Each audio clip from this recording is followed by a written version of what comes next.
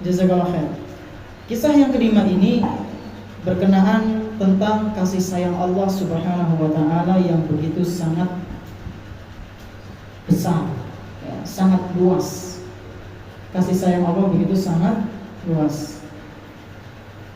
Kisah yang menceritakan tentang seseorang yang telah membunuh berapa?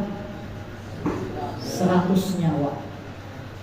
Tadinya 99, genap jadi 100. Bagaimana kisahnya?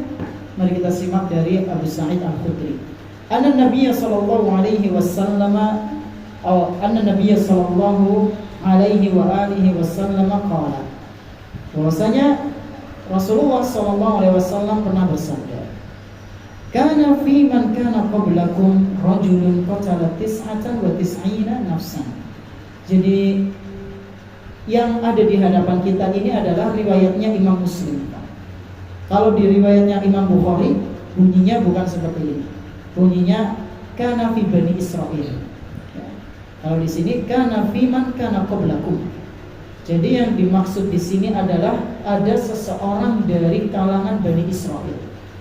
Dari mana penjelasan Bani Israil ini kita dapatkan? Dari riwayatnya Imam Bukhari. Nah, jadi pernah ada seseorang dari kalangan Bani Israil, qatala 99 nafsan. Dia membunuh manusia sejumlah 99 orang. Membunuh 99 orang. Fasa'ala an a'lami ahli al-ard fadulang ala rahibin. Lalu dia mencari-cari orang yang paling pinter, seorang alim di muka bumi ini. Bertanya ke sana kemari, maka ditunjukkan oleh seseorang kepada rohib. Rohib itu apa? Ya, pendeta atau bisa dikatakan ahli ibadah. Jadi ada yang menjelaskan ini pendeta secara hakiki, ada juga yang mengatakan ini ahli ibadah maksudnya. Tapi kalau kita lihat ke kamus, rohib itu artinya ya pendeta. Ditujukan kepada ahli ibadah atau pendeta pada saat itu. Fa'atahu faqala innahu qatala 99 nafsan fahal lahu min taubatin. Wahai rahib, bahwasanya ada seseorang, dia telah membunuh manusia sejumlah 99 nyawa. Dibunuh. Jumlahnya berapa? 99. Wahallahu min taubatin. Apakah orang ini masih bisa untuk taubat? Apakah orang ini masih berkesempatan untuk taubat kepada Allah Subhanahu wa taala? Rahib ini langsung jawab, "La." Tidak. Tidak ada kesempatan bagi si dia untuk bertaubat. Maka apa yang terjadi? Faqatala. Orang itu pun langsung dibunuh. Fakamala. Nah, ini juga salah harokat lagi. Harusnya apa ya, Pak? Fathah ya. Fakamala bihi mi'atan. Maka sempurnalah dalam tanda kutip ya. Sempurnalah nyawa yang dibunuh olehnya, jumlahnya genep 100. Orang jujur. Genep 100 dibunuh ya. Summa sa'ala man a'lami ahli al-ardi fadulang ala rajulin 'alimin. Lalu dia pun mencari-cari lagi orang yang paling alim di muka bumi ini. Tanya ke sana kemari, kemudian ditunjukkan kepada seseorang bahwasanya ada ini fulan, dia orang yang alim. Faqala innahu qatala mi'ata nafsin. Lalu dia menemui orang alim tersebut dan dia menceritakan ada orang dia telah membunuh 100 nyawa. Fahal lahu min taubatin. Apakah dia masih bisa untuk bertaubat? Apakah masih ada kesempatan bagi dia untuk bertaubat kepada Allah Subhanahu wa taala? Faqala na'am. Orang yang alim ini pun mengatakan, ya, masih ada kesempatan bagimu atau bagi orang yang membunuh 100 nyawa itu taubat. Wa man yahulu bainahu wa bainat taubah. Memang apa yang menghalangi seseorang untuk taubat. Nggak ada yang bisa menghalangi seseorang untuk taubat kecuali kemalasan, kebodohan. Nggak ada satupun orang yang menghalangi manusia yang berbuat dosa untuk bertaubat, itu nggak ada. Intalik ila ardi kada wa kada.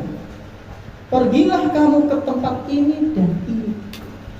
Nah, ini pentingnya, ini bisa masuk ke faedah iman. Pentingnya kita ketika melarang sesuatu, kita kasih solusi juga.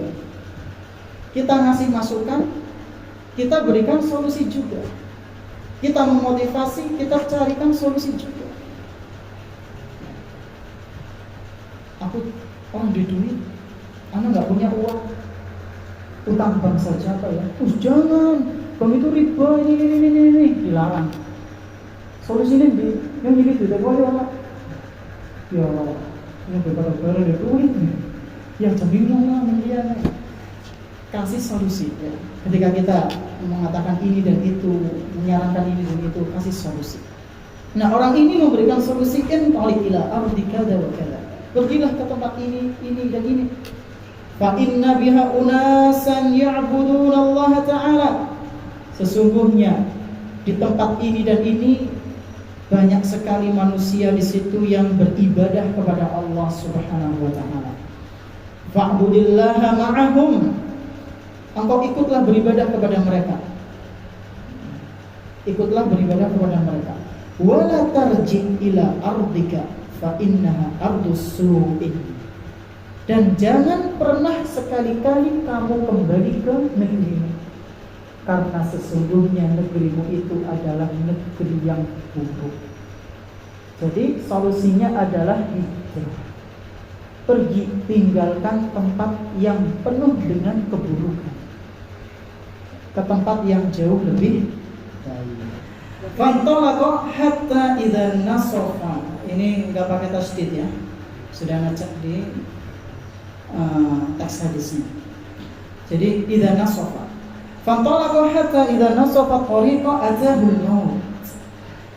Lalu laki-laki ini pun beranjak pergi, dan sampai ketika di pertengahan jalan, ketika dia sudah mau hijrah, di pertengahan jalan atahul maut, kematian datang menghampirinya.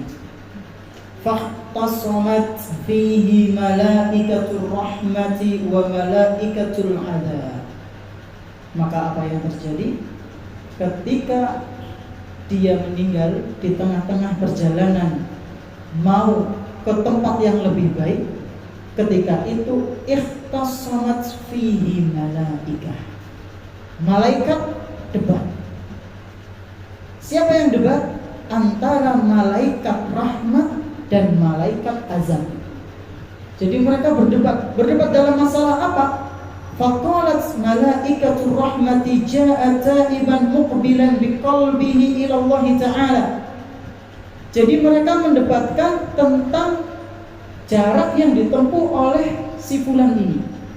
Kira-kira siapa yang akan menghantarkan kepada Allah Subhanahu wa Ta'ala? Apakah malaikat rahmat atau azab? Nah, yang pertama, malaikat rahmat ini berkata, ja'a taiban muqbilan biqalbihi ila Allah Ta'ala. Orang ini dia hijrah datang ke tempat ini dengan kondisi taiban. Kondisinya itu taubat kepada Allah, muqbilan, dan hatinya itu menghadap kepada Allah Subhanahu wa Ta'ala dengan hati yang bersih. Ini ucapannya malaikat rahmat.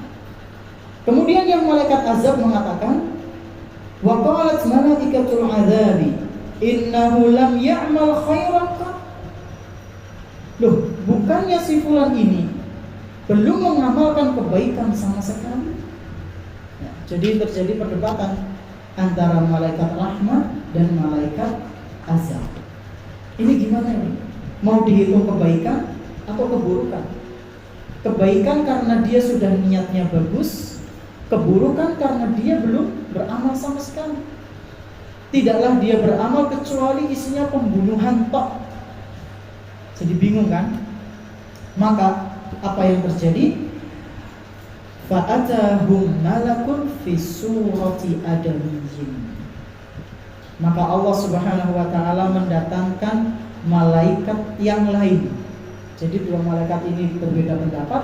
Allah datangkan malaikat lain dengan wujud manusia. Surati adamiyyin, dengan wujud manusia. Faja'aluhu bainahum ay hakaman. Lalu kedua malaikat ini, malaikat rahmat dan malaikat azab, menjadikan malaikat yang tadi baru datang, yang wujudnya itu menjadi manusia, dijadikan sebagai hakaman, sebagai hakim, penengah. Jadi malaikat yang tadi debat itu menjadikan malaikat yang datang tadi, yang baru datang, malaikat yang ketiga itu, yang wujudnya seperti manusia, dijadikan sebagai penengah.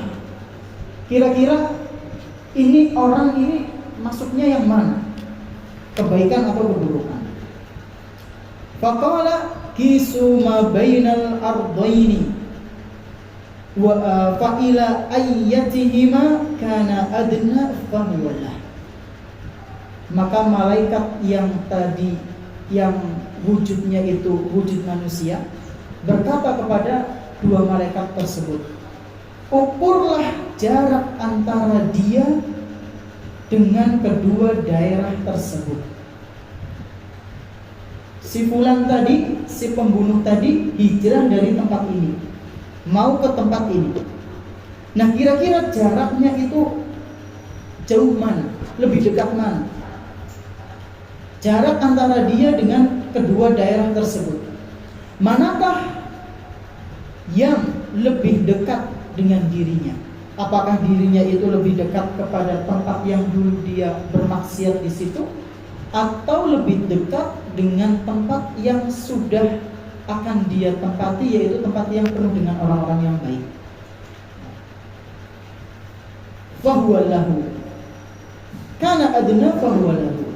Kalau misalnya dia lebih dekat dari salah satu dari dua tempat tersebut, maka dia termasuk orang yang sesuai dengan kedekatan dia dengan tempat tersebut. Fa'adna kana adna fahuwalahu. Atau bisa dengan bahasa lainnya, hukumilah ia dengannya dan disitulah nasibnya dia.